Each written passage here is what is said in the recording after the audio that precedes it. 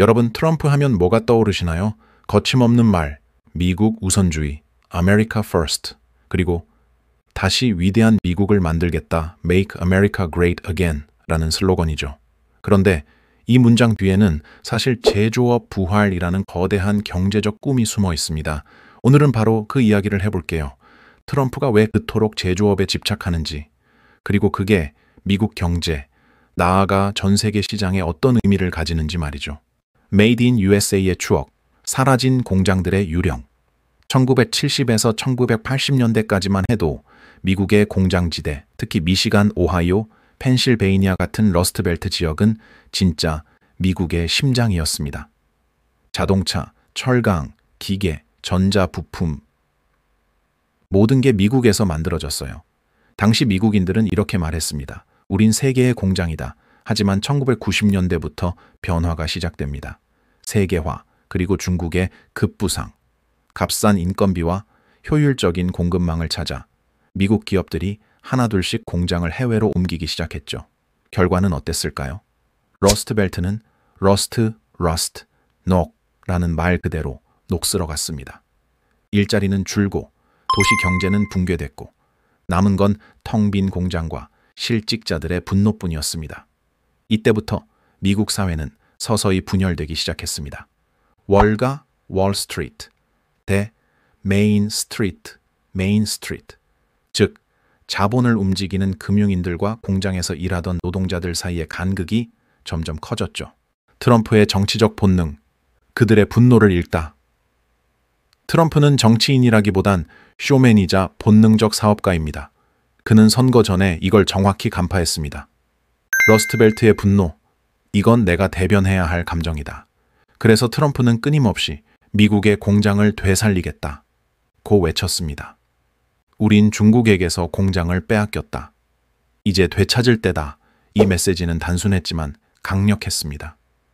특히 산업 붕괴로 일자리를 잃은 50대, 60대 백인 남성 노동자층에게 엄청난 공감을 얻었죠. 결국 이 표심이 트럼프를 백악관으로 보냈습니다. 정치적 전략이자 감정적 복수심이었죠. 제조업 부활은 경제가 아니라 정체성의 문제, 많은 사람들이 착각합니다. 트럼프가 제조업을 키우려는 건 경제 때문이겠지? 맞기도 하지만 그보다 더 깊은 이유가 있어요. 트럼프에게 제조업은 미국의 자존심입니다. 그는 이렇게 생각합니다. 우린 금융이나 IT만 하는 나라가 아니다. 땀 흘려 물건을 만드는 게 진짜 미국 정신이다. 이건 단순한 산업 부활이 아니라 미국 국민에게 잃어버린 자부심을 돌려주는 프로젝트입니다. 그가 말하는 Make America Great Again의 핵심은 바로 이 자존심의 회복이에요. 중국이라는 그림자, 공장을 되찾아오자.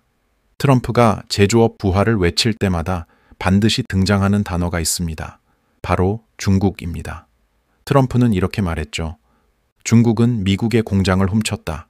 그는 실제로 중국과의 무역 전쟁을 시작했고 관세 폭탄을 퍼부었습니다.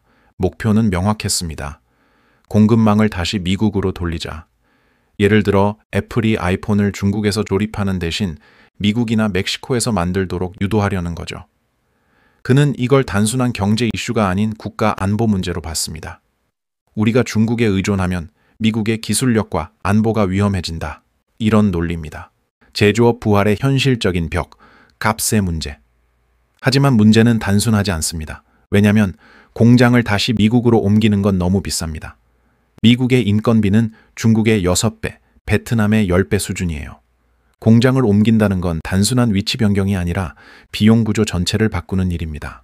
그럼에도 불구하고 트럼프는 이런 현실적 불이익보다 정치적 상징을 택했습니다. 예를 들어 폭스콘, 아이폰 부품 제조사, 이 미국 위스콘신에 공장을 짓는다고 발표했을 때 트럼프는 대대적으로 홍보했습니다. 보세요, 공장이 돌아오고 있어요. 하지만 실제 생산량은 기대에 미치지 못했습니다. 그래도 정치적으로는 성공이었죠. 트럼프가 진짜 공장을 부활시키고 있다는 인식을 만들었으니까요. 제조업이 돌아오면 당연히 일자리가 늘어납니다. 그건 긍정적이에요. 하지만 동시에 인건비 상승, 물가 상승, 인플레이션 압력으로 이어집니다.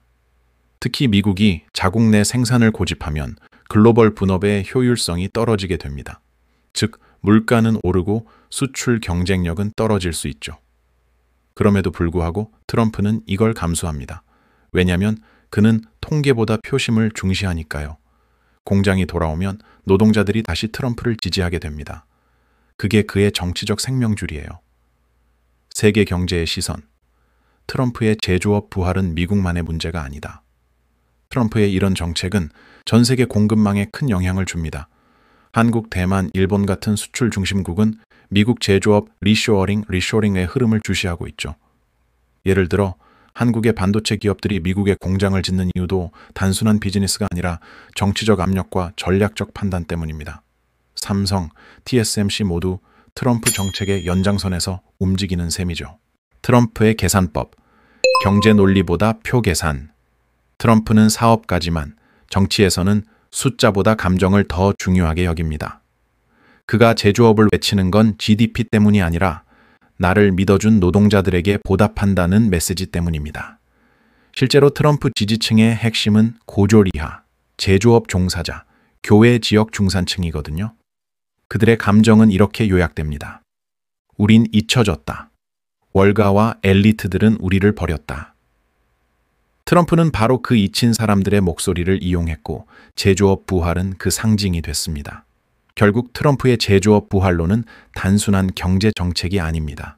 그건 정치적 메시지이자 정체성 회복 운동이에요. 미국의 자존심을 되찾자. 노동자의 일자리를 되살리자. 중국에서 빼앗긴 공장을 되찾자. 이 세 문장은 경제 논리보다 훨씬 강력합니다. 왜냐하면 그건 국민의 감정을 자극하니까요. 트럼프에게 제조업 부활은 곧 미국을 다시 위대하게 만드는 가장 상징적인 정치 프로젝트입니다.